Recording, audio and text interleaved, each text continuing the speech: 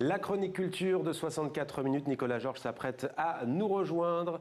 Coup de projecteur ce soir sur l'exposition événement du moment. Ça se passe à Paris, Beyond the Streets, expo qui réunit les légendes du street art de ces 40 dernières années. Elle vient de démarrer à la Villette et on en prend plein les yeux. Regardez plutôt.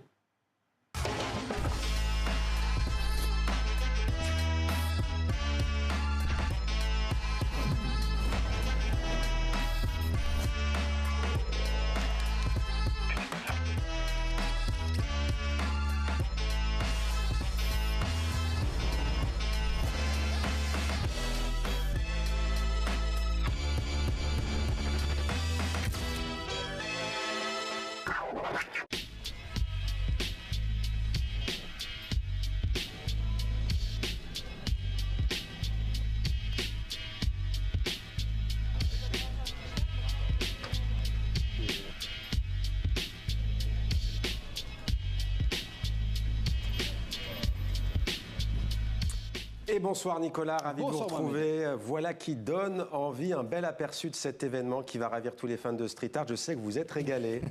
Alors sachez que Beyond the Street, c'est une expo itinérante à travers le monde qui rend donc hommage aux grandes figures de l'art de rue de ces 40 dernières années. Et elle pose donc ses valises, cette expo à Paris, jusqu'à la fin du mois d'août. C'est une mini-ville qui a été recréée sur place avec ses rues, ses magasins, ses galeries pour plonger dans l'univers d'artistes légendaires comme Invader, Futura 2000, Kissaring, John One, Zloty Kamien, Fafi, monsieur, je ne cite que, il y en a près d'une centaine sur près de 4000 mètres carrés, imaginez un petit peu Mohamed. Alors au-delà des œuvres, ce qui est intéressant, c'est qu'on découvre aussi de nombreux documents historiques, les premiers fanzines dédiés à la culture graphe, les tracés des catacombes par exemple, où les artistes allaient peindre, ou encore les premières bombes, ou les marqueurs pour réaliser des œuvres, et puis pour avoir effectivement visité ces dernières années de nombreuses expositions consacrées à l'art de rue, je peux vous dire qu'elle est très réussie. Et puis, ce qui est intéressant, c'est qu'elle est destinée aussi bien aux passionnés de street art qu'aux novices du genre. Et je sais que Nicolas, vous l'avez donc visité en avant-première, cette exposition, avec Camille Ballan, et vous avez eu la chance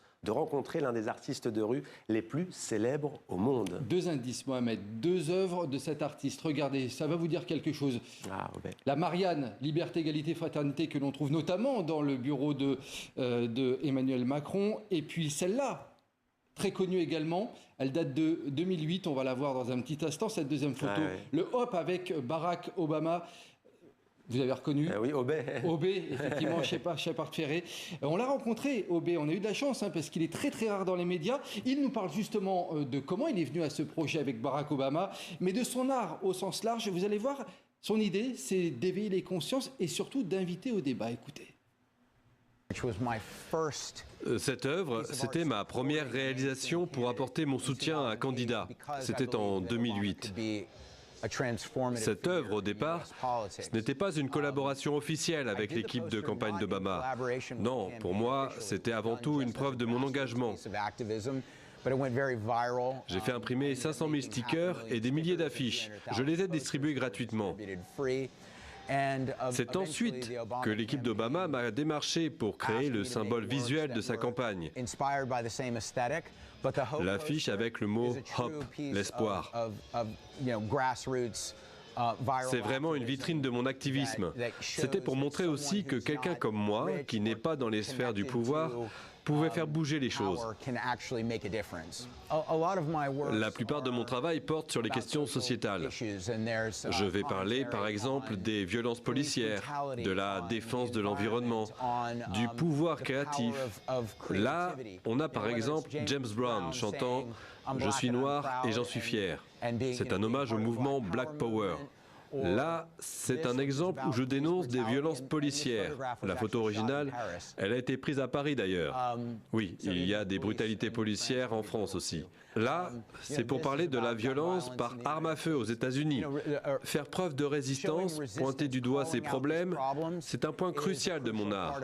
Je veux que mes œuvres dégagent un certain esthétisme, une certaine beauté. Mais je souhaite que le public se confronte aussi aux problématiques soulevées et qu'il ne détourne pas le regard. Mohamed, j'ai demandé bien entendu à Aubé quelle était son œuvre iconique, sa préférée parmi les centaines qu'il a réalisées depuis le début. Et ben, elle était justement sur son stand, cette œuvre. C'est le portrait d'André the Giant, célèbre catcheur français. C'est vraiment une œuvre iconique d'Aubé. Regardez, il nous explique un petit peu la genèse de cette image. Cette œuvre, je l'ai réalisée il y a 30 ans, en 1996. Vous pouvez le voir là. Cela faisait plusieurs années que je produisais des petits stickers appelés « André the Giant fait partie d'un gang », qui ressemblaient vraiment au catcheur français. J'ai décidé alors de simplifier le graphisme, d'y mettre moins de détails, et je l'ai appelé The Icon Face. L'idée, c'était que cette œuvre ressemble à une affiche de propagande. Les gens, quel que soit l'endroit où ils se trouvent, sont abreuvés de publicités, de messages, de commentaires, mais ne se posent pas nécessairement de questions dessus. Mon œuvre peut faire penser à Big Brother qui nous surveille. Je voulais alors que les gens se questionnent. Qu'est-ce que c'est que ça? Pourquoi veut-il que j'obéisse? Qu'est-ce que cette figure signifie? Multiplier les interrogations. Cette œuvre, c'est vraiment la pierre angulaire de mon art. Cette pièce iconique de mon travail de ces 30 dernières années.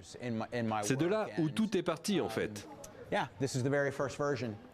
Voilà, vous l'aurez compris, Mohamed, des œuvres qui donnent à voir et à réfléchir, signées Aubé. Elles sont à voir donc durant cette exposition Beyond the Streets, et puis des centaines d'autres. Je vous invite vraiment à y aller. C'est jusqu'au 30 août, donc à Paris, à la Villette. Merci beaucoup, Nicolas, pour cette belle exposition et pour cette superbe rencontre avec Aubé. C'était 64 minutes. Merci de nous avoir suivis. Demain, vous retrouverez Estelle Martin. À lundi sur TV5 Monde.